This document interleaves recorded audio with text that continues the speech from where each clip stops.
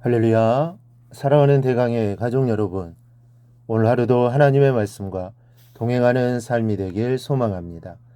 오늘 함께 나눌 하나님의 말씀은 사도행전 9장 19절에서 22절 말씀입니다. 음식을 먹음에 강건하여 지니라. 사울이 다메섹에 있는 제자들과 함께 며칠 있을새 즉시로 각 회당에서 예수가 하나님의 아들이심을 전파하니 듣는 사람이 다 놀라 말하되 이 사람이 예루살렘에서 이 이름을 부르는 사람을 멸하려던 자가 아니냐. 여기 온 것도 그들을 결박하여 대제사장들에게 끌어가고자 함이 아니냐 하더라. 사울은 힘을 더 얻어 예수를 그리스도라 증언하여 다메섹에 사는 유대인들을 당혹하게 하니라. 아멘. 어린아이들은 크게 아프고 나면 행동이 달라집니다. 그래서 이런 아이들의 변화를 보면서 어른들은 그 녀석 약아졌다 혹은 좀 컸네라고 말합니다. 말로 잘 설명할 수 없는 일이기는 하지만 어린아이들은 실제로 심하게 아프고 난 뒤 약아집니다. 심하게 앓는 과정을 통해서 아이 나름대로 무언가를 깨달은 것이 있기 때문입니다. 그래서 생각이 달라지고 행동과 태도의 변화를 보입니다. 어른도 마찬가지입니다. 뭔가 큰 사건을 겪고 나면 그 이전까지는 몰랐고 경험하지 못했던 것을 새롭게 알게 되면서 태도가 이전과는 달라질 수밖에 없습니다. 사울을 보시기 바랍니다. 다메섹 도상에서 부활하신 예수님을 만난 후 그는 자신 이전까지 알지 못했던 예수를 알고 나서 엄청난 변화를 보이게 됩니다. 오늘 본문이 바로 이 사울의 변화에 대한 기록입니다. 사울이 예수를 만난 후 그에게 무슨 일이 일어났습니까? 첫째는 만남의 목적이 변하게 되었습니다. 아시다시피 사울은 성도들에게 두려운 존재였습니다. 성도라면 누구라도 알고 있는 사울이요, 꿈에서 볼까 두려운 자가 사울이었습니다. 반면에 사울은 어떻습니까? 그는 성도들을 만나고 싶어 하던 자였습니다.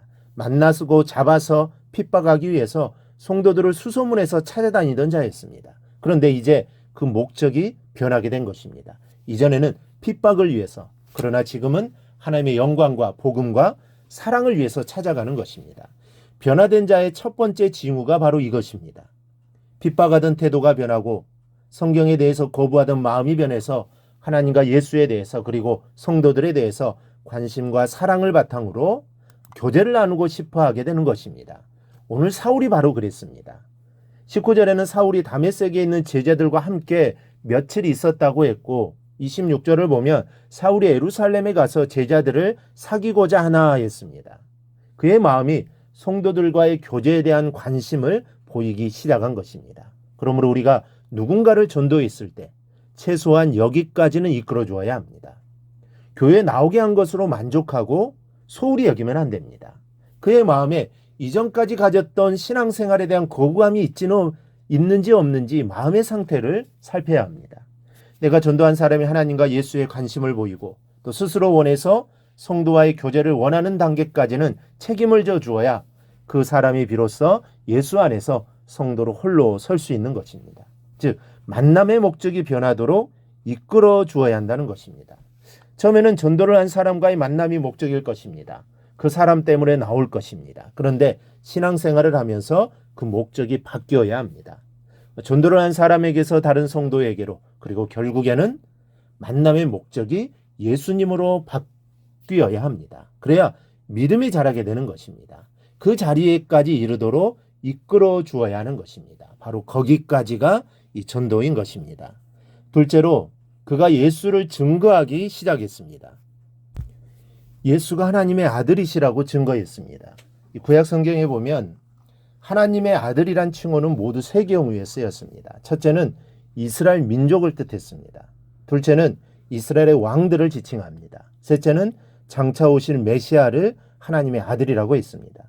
따라서 이 칭호가 예수님께 쓰일 때는 이스라엘 민족을 대표하는 하나님의 기름 부음을 받은 왕이신 약속된 메시아를 뜻하는 것입니다. 과거 예수를 이단이라고 정죄했던 사울은 예수를 하나님의 아들, 곧 메시아라고 증거함으로써 자신의 잘못된 과거의 삶을 지금 전격적으로 회개하고 있는 것입니다. 이러한 사울의 모습을 통해 전도는 구원받은 성도가 마땅히 해야 한다는 것입니다. 구원받은 성도의 모습에서 자연스럽게 나타나는 행동입니다. 성경에 예수를 영접한 교인 중 예수를 증거하지 않은 사람이 단 한 사람도 없기 때문입니다. 진실로 예수를 영접한 사람은 예수를 증거하는데 자신의 인생을 다 바쳤습니다. 이 시간 스스로 점검해 보시기 바랍니다. 여러분들은 진짜 예수꾼입니까? 진짜 예수꾼이라면 전도에 얼마나 열의를 보이고 있습니까? 기도하는 목적에 전도를 위한 것이 얼마만큼 비중을 차지하고 있습니까? 전도에 그리스도인으로서의 증표 중 하나가 있다는 것을 기억하시기 바랍니다. 사울은 예수를 영접하고 나서 전도부터 했습니다. 예수가 하나님의 아들이시라고 외쳤습니다. 오랜 기간 예수에 대해 교육받은 다음 충분한 지식을 습득한 후에 전도를 시작한 것이 아닙니다. 마음에 생긴 확신을 단순하게 증거한 것뿐입니다. 여러분, 전도는 확신이요 결단인 줄 압니다. 신앙생활한 기간과 전도의 양은 비례하는 것이 아닙니다.